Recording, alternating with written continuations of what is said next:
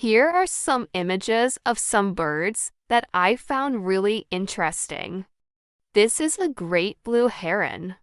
Great blue herons are known for their long necks and their sharp beaks.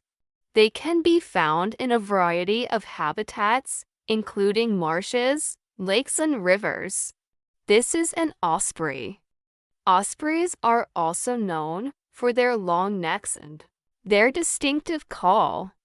They're often seen perched on branches or power lines. This is a snowy owl. Snowy owls have a round face and a thick coat of feathers that help them to survive in cold climates.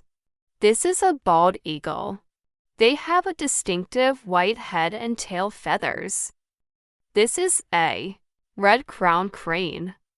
Red-crowned cranes are known for their beautiful red crowns. They're also one of the largest species of cranes. This is a hornbill. Hornbills have a large, heavy bill that's often brightly colored. They're found in tropical forests.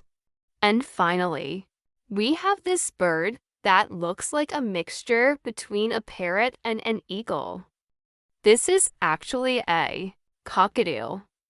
Cockatiels are known for their gray feet, RS, and their crest of feathers on top of their head.